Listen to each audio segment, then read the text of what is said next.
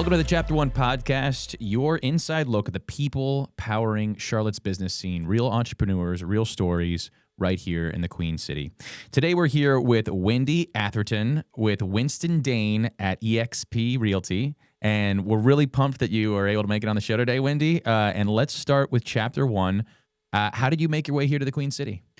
Well, that's a great question. So I was in Boston, and my husband and I had lived in Boston off and on for 10 years, and I am not a native Bostonian, and I'm allergic to the snow and the cold weather, which is funny because we just had all the snow. I was going to say. So we moved here in 2015 from Boston, and it was at the time, with my job, I had choices. So I could either basically move to Charlotte or I could move to Dallas, and I chose Charlotte. Okay. Well, we're happy that you made it here because we love it here. So what you said you're not a native Bostonian. So what did life look like leading up to eventually getting here to Charlotte? What is it? Where were you born and raised, and how did your professional life start? Yeah, so I was born in Houston, Texas, and when I was about 6 years old, my parents moved us to the Florida Keys, where I grew up. Okay. And so I grew up in the Florida Keys, and I'm mostly Miami, Florida, born and raised. Miami, Florida. Love it down there. Yep, I love it down there too. And so when I graduated high school, I went to UCF. I'm a Fighting Knight. And met my husband there. We lived in Naples for a while and ended up moving up to Boston for a job. And we did a stint in Jacksonville, Florida. We lived in Scottsdale, Arizona for a little bit. And now we're here. Awesome. So you said you got a job. So talk to me about your professional life. Was it instantly, I'm going to get into real estate? And was that something you had planned ahead of time? What was your first job, and how did it eventually lead to where you're at now? Not even close. So I'm a finance person by background. My degree is in finance. I graduated with a finance degree, and I was an underwriter. So I grew my career in the employee benefits insurance space, actually, and had an entire corporate career. And so I underwrote some pretty cool accounts starting out when I was right out of college, and I ended up progressing my career, and eventually I worked for Liberty Mutual, and that's why I was up in Boston. And Liberty was a great employer to work for. Liberty has a big presence here in Charlotte, so I was here a lot for work, and that's how I really came to know Charlotte and knew that I wanted to live here. Fun fact, Lowe's was a client of Liberty Mutual's, and the first time I ever came to Lake Norman was to go meet at Lowe's, and I drove. I'd never really driven up this far north of Charlotte before, and I was like, what is this? This is nice up here. And it took us a couple of years before we got here, but we finally did. Wow. Never heard. I went to the Lowe's there, and then I just had to move, That's a first. That's great, though. So tell me about the transition from, that world that you were in into making your way into doing what you're doing now. Like, what was that? What was the reason behind that, and how did that look? Yeah, so I've always had a real entrepreneurial theme that I've always loved the idea of having my own business and building something from scratch. I did my graduate work at Babson in Boston, which is like one of the best entrepreneurial schools in the country. And I actually ended up in a situation where my business unit at Liberty was sold to a competitor. And when that happened, I was offered a really excellent 1-year severance package that I happily took. And so I had this sort of free time on my hands, and my husband was already selling real estate. So I got my real estate license really to help him in his business, thinking that I would go back to corporate America. But once I started to sell real estate and get in this world, I really liked it so much, I just decided to stay. So it's been 7 years now. Wow. So the beginning stages of entrepreneurship, I think most people kind of get this, is the first thing you ask yourself is like, how am I going to find people? Like, where would my clients come from? What was that stage like for you? What was marketing in the early stages and networking? Like, how did you go out and get clients? How did it start to grow in the early stages?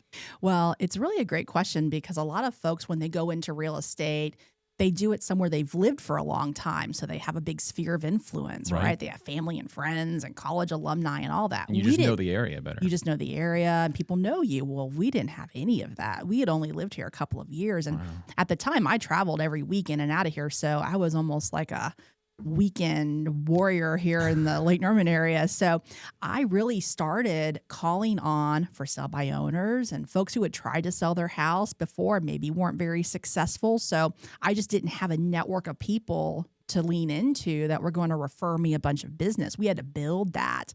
My husband is an excellent, he's excellent at that, right? Like we drop into cities and he's usually the one that goes out and finds all of our friends. I'm actually more the introvert probably of the two of us, honestly. And so but that's how we started. It was just getting ourselves out there and getting in front of people. And he got really involved in the community.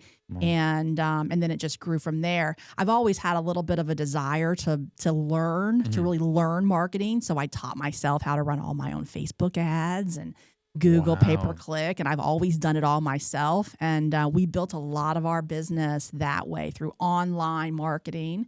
This is a great market because we have a lot of folks who move to Lake Norman that are out of state, so they find me online. And we've had a lot of success that way with buyers. So speaking a little bit more about Charlotte here, just because I'm assuming you probably know these things better than I do, but what are some of the cool, I guess maybe not statistics, but maybe statistics just about Charlotte? And because I know it's growing. Like everybody's just like, hey, you look on the list of the largest growing cities and it's like, yeah, a little bit. And then Charlotte's just like exploding. So what are some of those interesting things that you can kind of brag on about Charlotte? Well, I think people like Charlotte because one, we have a really, not this winter, but we usually have a pretty moderate climate. You know, like we joke about like, by the time you get tired of the weather, don't worry, it's going to change anyway. Yeah. And so I think a lot of folks find that really attractive. I know I did coming from the Northeast. You know, we still have seasons, but we don't put up with all of the yuckiness that a lot of folks are used to. It's a very friendly business climate here. And so, you know, a lot of folks move here because there's a lot of job opportunity and it's friendly to small businesses and to entrepreneurs. And so I see a lot of folks that are coming here because of that. I think the interesting thing specifically about Charlotte from a real estate perspective has been that we don't have the huge run-ups which also allows us to avoid a big decline. So we stay healthy growth, but we're not suffering, like we haven't suffered like some of the other markets in our country have, right? Yeah. So like Florida, you know, in the last couple of years, parts of Florida got pretty soft in terms of real estate. And I think we've been more of a steady Eddie. Lake Norman in particular does really well in terms of second home markets. And I think it's getting a lot more attention in terms of being a real destination as well. So tell me, as a realtor, I'm sure you probably have a lot of these, but over these 7 years or so of you doing realty work, what are some stories that come to mind when you think of just like the things that you've had to go through? Like what are some of the things that you have to deal with? And have any of those been surprising or shocking or interesting? I have a lot of great stories. I think it's one thing that I wish people would consider is I think a lot of times people are hesitant to sort of raise their hand and ask a real estate question to an agent because they don't want to get bombarded and they don't want to be, you know, like pressured, like, oh, let's go buy you a house or sell your house. You know, like people think that I'm going to come over to their house and like bring a sign and like, we're putting your house on the market tomorrow. You know, it gets them really nervous. I wish people would reach out with questions earlier in the process sometimes because sometimes people make decisions on their own that end up not being in their best interest. And some of those mistakes are not things that you can undo or unravel easily. And I'll give you an example. I've seen people put their children on, or adult children, for example, on their property, right? So, you know, I had a lady up in Mooresville. She had put her son on the home. That's a problem for a lot of reasons. It ends up hurting them ultimately in terms of like step up in basis when they go to sell. So there's some tax disadvantages to doing that. And the other thing that happened there is the son had then gotten married. The wife did not get along very well with the mother. And now the wife has marital interest in the property because that's how that works. So now when the mother's, you know, nearing 80 and she wants to sell the house, they don't want to sell the house. So I see things like that happen sometimes that could be avoided if they just spoke to someone, if she had, you know, she thought she was doing the right thing, but ultimately it ended up not being in her best interest. So, and I see people make some unique design choices sometimes. I love how you call it unique. Yeah, unique. That's unique. There's some unique things. You know, when I show a house, when I open the door with my clients, I always yell real estate agent. And the reason I do that is because when you've seen one naked person run through the house one time because they forgot there was a showing, you want to make sure that they all know you're coming. There it is. So the wisdom. There's no shortage of stories. Some are pretty funny. Some are honestly a little sad. Yeah. Well, out of all of that, what would you say is the thing that you love most about just where you're at now? And maybe not even just the real estate perspective, but also just the entrepreneurial side of things. What have you come to love most about the situation and the things you do? I think the ability to actually help someone have a better outcome, right? Whether they're buying a property or selling a property.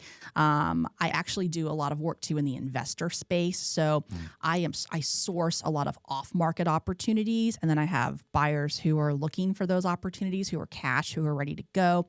So, a lot of it's just bringing solutions to people. And that's fun, like putting deals together that make sense, helping people, negotiating terms that protect their interests. I see a lot of instances where, people don't know that they even have that option, right? So like, I had a situation recently where we had clients from California who loved this particular property, but house needed a lot of work. The dock was questionable. North Carolina has a kind of a unique contract, and so they were really concerned about their money being protected. And we came up with some creative options that were able to protect their money and make sure they got what they wanted. So figuring things like that out is I enjoy that. I enjoy that that part of the business. One of the things I always think about with maybe people that just have more personal brands like real estate or a lawyer or financial advisor, if there was three of you all standing next to each other, how do you guys differentiate each other? I mean, what are there unique elements that you feel like you can bring that maybe other realtors aren't doing as well? Like, and what are those unique elements? That's an excellent question, because at the end of the day, when you're hiring in my opinion, when you hire a real estate agent, you're hiring that agent for their ability to negotiate a contract. So you need a good negotiator, and you need someone, especially if you're selling your house, you need someone who's a good marketer. Yeah. And unfortunately, they don't teach either of those things in real estate school. They teach you how to be compliant and not lose your license. And so in reality, a lot of realtors only do a handful of transactions a year. Mm-hmm. And so you're selling or buying a home, which is arguably one of the biggest financial decisions you're going to make. And the person on the other side of the table that's representing you maybe's only done this a handful of times, and maybe hasn't sold any home like yours, right? So maybe you're selling a condo and they don't have a lot of condo experience. Or, you're buying a waterfront property in Lake Norman. There's a lot of unique things that you need to understand that don't necessarily apply at all if you're even buying a house in Charlotte. Yeah. And so I think differentiating personally, having that level of expertise to bring to the table, the fact that I have such a big background in analytics and risk, I don't make emotional recommendations to clients. So, buying or selling a house is an emotional transaction a lot of times, and it's easy. You have to be the person that's the stable person in this advisory role, right? So I'm giving you recommendations based on data and information, and I'm helping guide you on a decision. It's not like, well, the house has been on the market for, 3 months. What do we do? Let's just randomly pick a number. No, that's not what we're doing. We actually have data that we look at, and that's unique. I don't think most people, at least they don't talk about those standards that they have in place. What does the process look like for maybe somebody who's just never bought a house or sold a house and don't really know a whole lot about that world? What does that process look like? I mean, if I wanted to buy a house and I get in contact with you, how does that all work? Right. So one of the most important things, I think, in my role of working as a buyer's agent with someone is to really have a great buyer consultation. And the idea behind that buyer consultation is to understand the parameters of what you're looking for so that we're not spinning wheels, right? And we're not missing an opportunity that might be a good fit for you. And so that's a pretty formal process in terms of the questions that I'm going to go through with you to make sure I'm pulling out the information. Not all lenders are created equal either. And I'll give you an example. I just had a lady who is moving here from California, and we were trying to get her under contract on a property. We had recommended our lenders that we know are able to perform. She had an existing relationship with a big bank that she wanted to use, which is no problem. However, this is a relocation property, and the relocation company requires very specific language in their pre-approval letter, and the big bank would not do it. And she ended up losing the house because of that. So, our contracts in North Carolina don't have contingencies in them. So your financing is very important, right? Want to make sure if we're putting you under contract, the lender can close the deal. And so that's a big piece of it. So a lot of times when, it's a newer buyer, someone who hasn't bought a home in North Carolina, for example, want to make sure we understand their parameters, what they really are looking for, and making sure that their financing is solid. Yeah.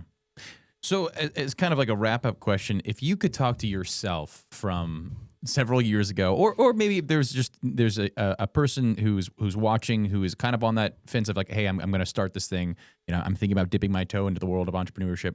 What's some advice that you would give younger you or that person watching about doing that, about taking that leap, making that transition? What have you seen as being some of the biggest helps to some of the growth that you've had? Well, I'll tell you one thing. I have a tendency to make things overly complicated.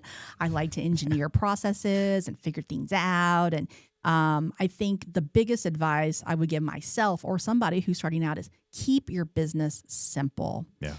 Real estate at the simplest level is talking to people. And there's a lot of different ways you can accomplish that. You can run really fancy funnels and ads, and you can do all of these things. Or you can just pick up the phone and talk to somebody. So, at the end of the day, simplicity is, I think, undervalued. And I think you should really lean into simplicity, especially when you're starting out. Be simple, test what you're trying to do first. Don't go spend tons of time and money to build something that you're not even sure the market wants. Test your offers, and then the ones that work, scale them up, and I think that's probably the best advice. I still give myself that advice today. I was going to say, as you're saying it, I'm like, yep, those are things I need to remember right now, honestly. Yep. Well, Wendy, thank you so much. Loved having you on the show. And like always, I am Greg Prinz. This has been the Chapter 1 Podcast.